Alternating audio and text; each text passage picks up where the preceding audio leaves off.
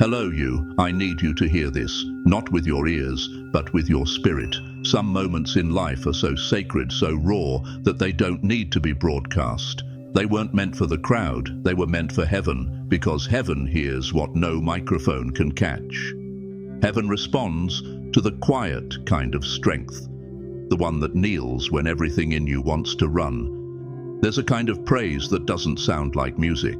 It sounds like, "I'm still here, Lord." It sounds like breathless prayers in the middle of the night. It's not polished, it's not planned, it's honest, and God has been tracking every second of it. Not to reward you like a performer, but to remember you like a son, like a daughter. The eyes of the Lord are on the righteous, and his ears are attentive to their cry. Psalm 34, verse 15. You didn't realize it, but your obedience in silence was louder than any victory shout. You didn't move heaven with formulas. You moved it with faith, with a bowed heart, when nothing around you bowed with you. That matters.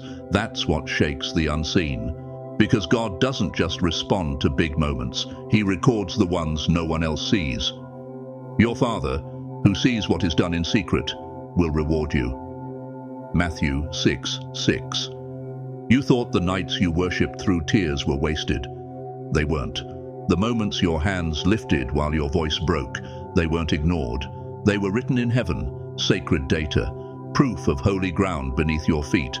Most people think spiritual strength looks like boldness, confidence, charisma, but real growth, real power, it often grows underground. There's a kind of strength that forms in obscurity when you're unseen, unsure, but something deep inside you still whispers, stay, trust, don't quit. That whisper, that's not weakness, that's worship, that's warfare.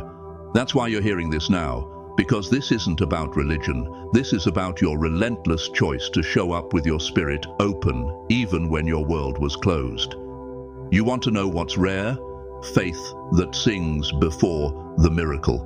Worship that rises before anything makes sense. Though he slay me, yet will I hope in him.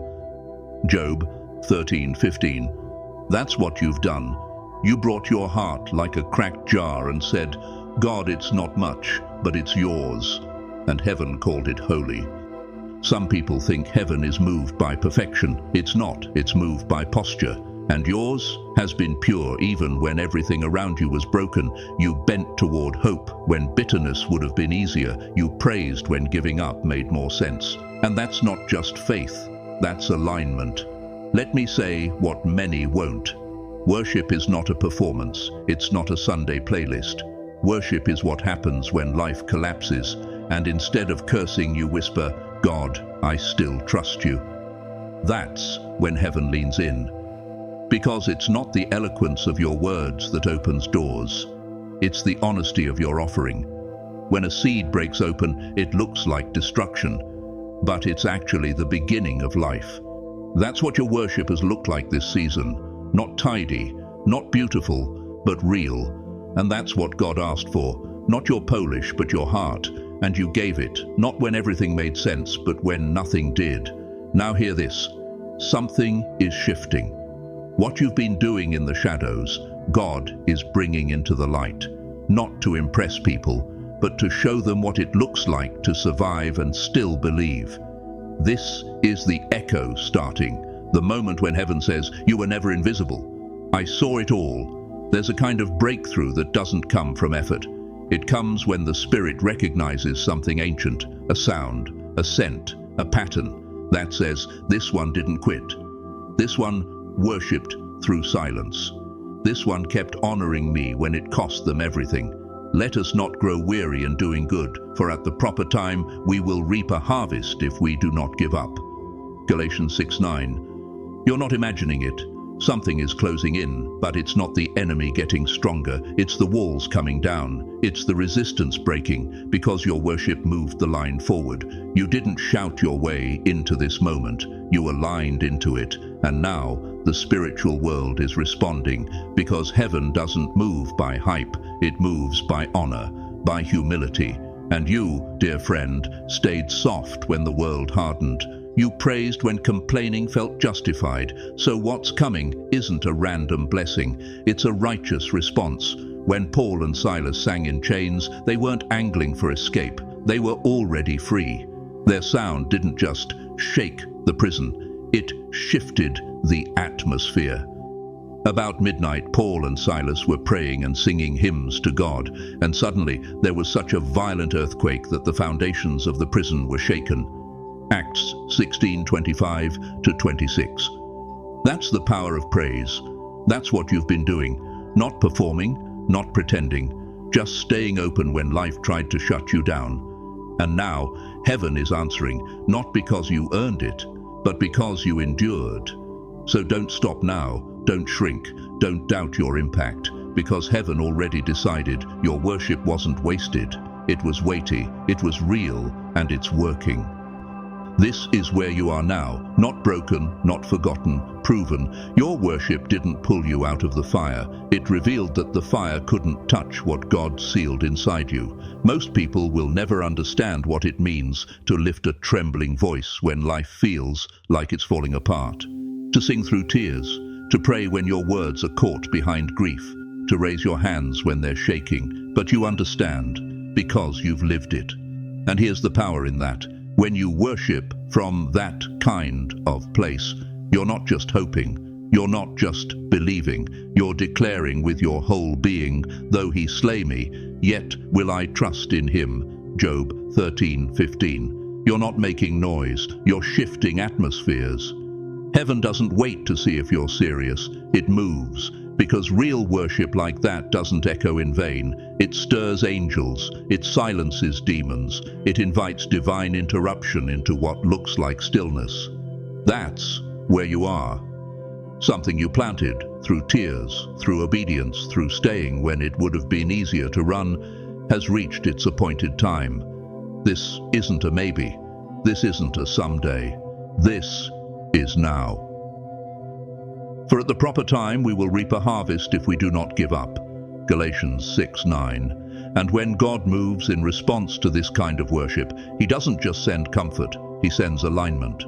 The ground under your feet is shifting, and some people who never noticed the cost of your praise are about to see the weight it carried. Not so they can lift you up, but so they finally recognize the one who carried you through. Let me be clear.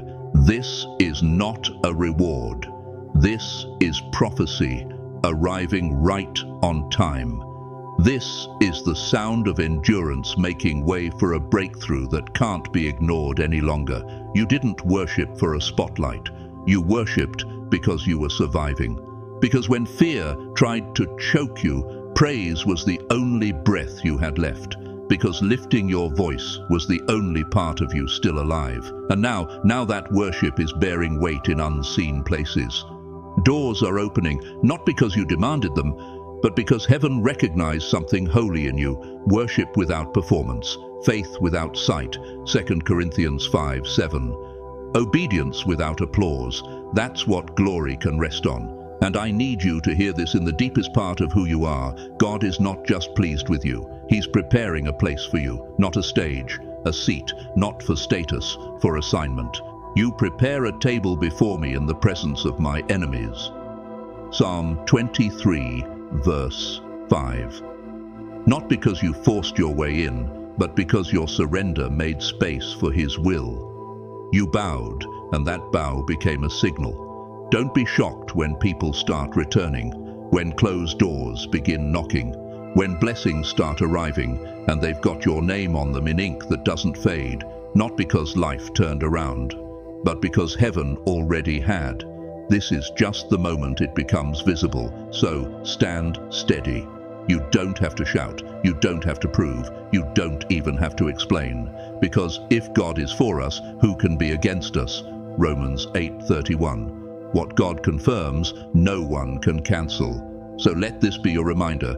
Every whispered prayer through exhaustion, every tear-stained song, every silent, I still trust you, it counted. It built something, it planted something, and now it's birthing something. The silence you sat in, that wasn't a void. That was a womb. And now it's time. This is the moment your private surrender becomes public testimony. This is where worship speaks louder than your wounds. This is where heaven says, "Well done, I never stopped listening." If this message found you where you are, share it, like it, send it to someone else who's been worshipping in the fire, and keep going. Choose the video that speaks to your soul next.